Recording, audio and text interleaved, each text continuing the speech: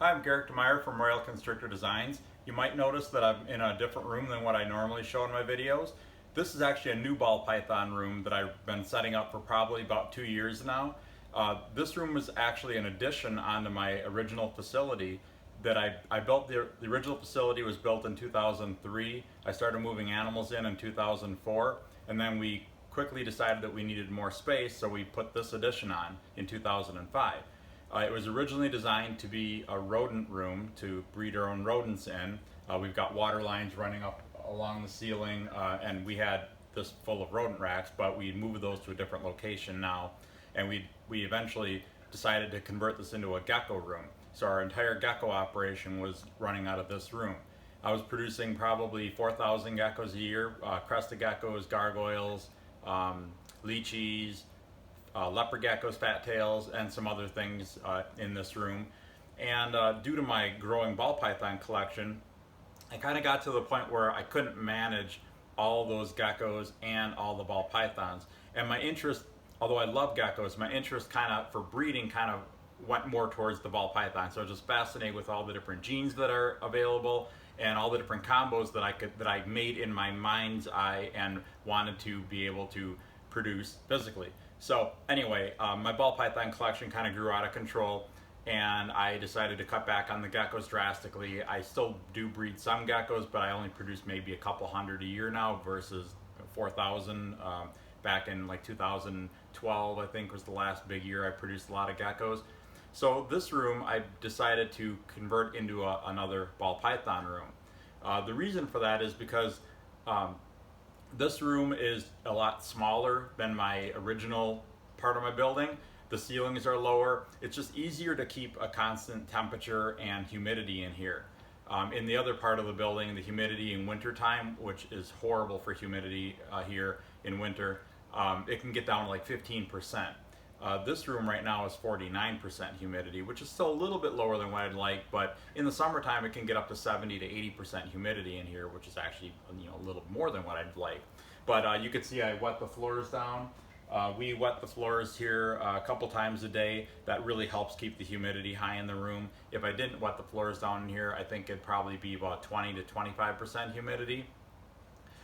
We also use Pro Coco coconut chip bedding, very similar to ReptiChip. Both of them are awesome products.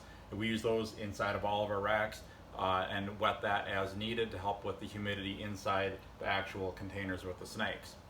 So yeah, basically I put this, I moved ball pythons in here, and I've been gradually moving most of the ball pythons into this room, adults and babies, and I'm hoping to eventually have the majority of my ball python operation running out of this room.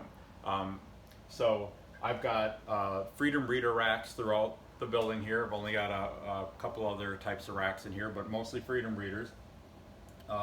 This row here is a large portion of my breeders. I do have about 350 other breeders. Actually, now that I think about it, probably about 500 other breeders that aren't in this room.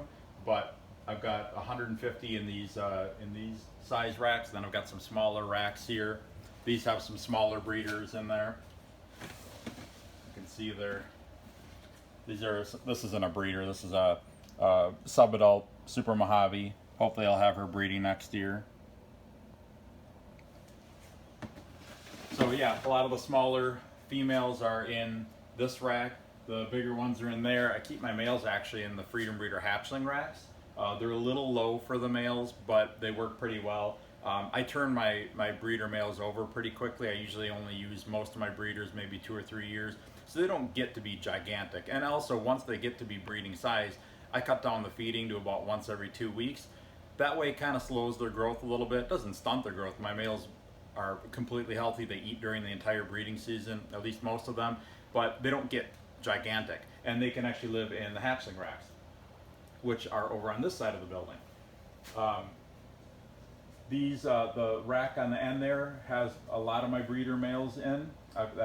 Each one of these racks holds 80 snakes, so they're 5 across, 16 high, and so I've got the males in one, and then all the rest of these are for babies and juveniles. And we're actually still moving racks into this building. This is kind of a unfinished project right now. I'm planning on putting another rack right here and then 2 racks on the other side, and then 1 rack will be replacing those racks over there. So I'll be able to hold about, I think it's 1,240 baby ball pythons, or ball pythons small enough to fit in this size tub, will be able to be held in this room at any given time, which should be plenty of space.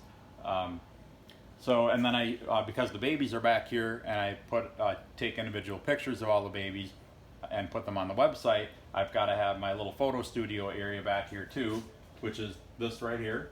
I usually do the adults just on Pro Coco in this tub, and then the babies are on a white background there.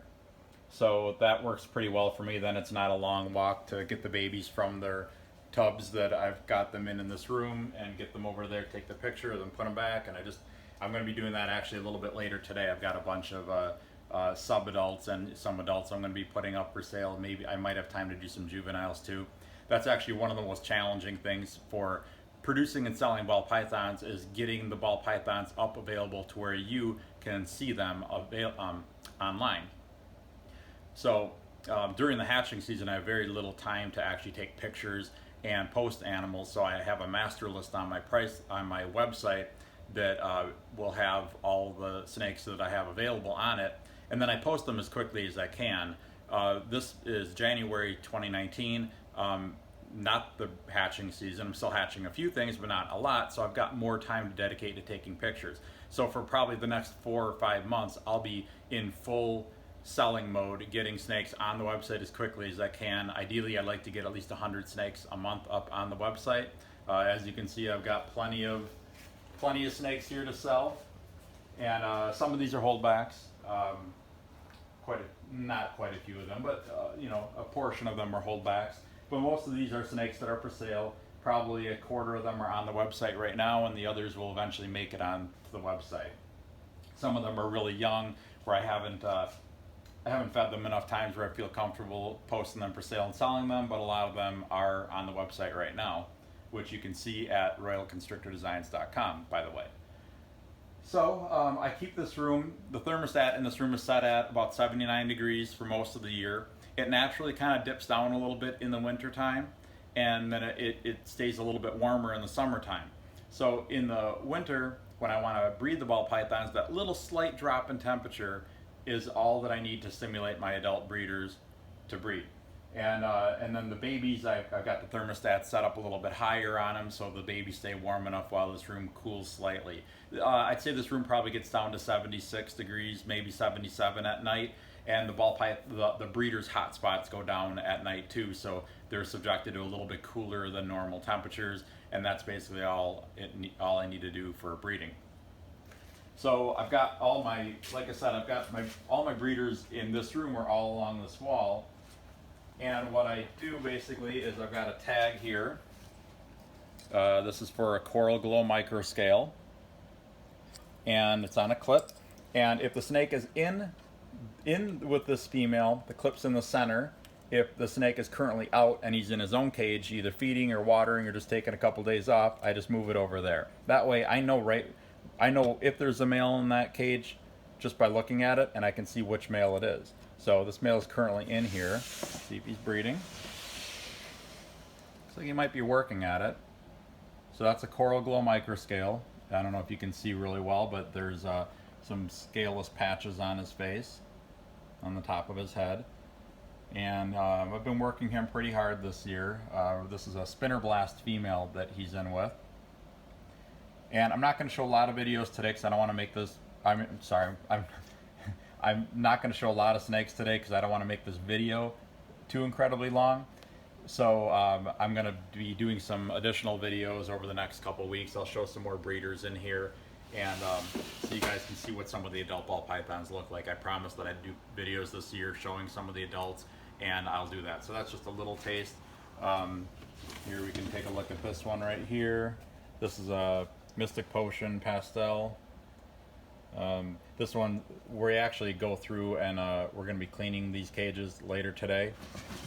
To manage a ball python collection of this size, you have to be really strict about what gets done on certain days of the week and try to stick to a schedule. vacations and holidays and things like that are really difficult because if you're not here, you can't get stuff done, and then you get off schedule. So you have to figure out ways to maneuver around that and get everything done yet. This is basically farming, you know. You can't just leave the farm for a week and just shut the doors and turn off the lights and not have anybody taking care of anything here. So that's one difficult thing about breeding ball pythons, or any kind of reptile, or even any kind of animal for that matter, is there's a responsibility to give them adequate care, make sure they have clean water, make sure they're being fed properly. So it's a lot of extra pressure. Like if it's a Friday night and we just don't feel like working anymore, but there's still racks to be cleaned, got to do it. You know, it's just part of the job, and it's one of the more difficult parts of the job. But fortunately, it's a job that I love, so I don't mind doing it. So anyway, yeah, this wall gets cleaned today, and then the babies I feed every Thursday. So I'm going to go through tomorrow, because today is actually Wednesday. So tomorrow I'm going to be going through, and I'll thaw out several hundred rodents, and I'll be feeding these 3 racks, and then all the racks on the other side I'll be feeding tomorrow. And then on Friday they all get watered and cleaned, and the bedding gets wetted down to keep the humidity high enough in there. So anyway, I hope I gave you a little bit of an overview of this room and what I'm doing in here, and kind of how I manage my ball python collection. And I will be showing some additional videos of this, including some other rooms in the facility. I haven't done an update on my facility in a long time. It's very different from the video that you might see on my channel. Actually, now that I think about it, it might even be on my old YouTube channel, which is the Crested Gecko. My channel that you're watching this on now is the Royal Constrictor. I used to have a different channel called the Crested Gecko. My other website is crestedgecko.com. So anyway, you can check out that channel if you want to see some old vintage videos. That's a great place to look, so I've got some old stuff on there. Some of those videos are probably 10 years old or somewhere around there. So anyway, yeah, I hope you enjoyed this, and I will come back with some more videos very soon. And make sure to visit my website, royalconstrictordesigns.com.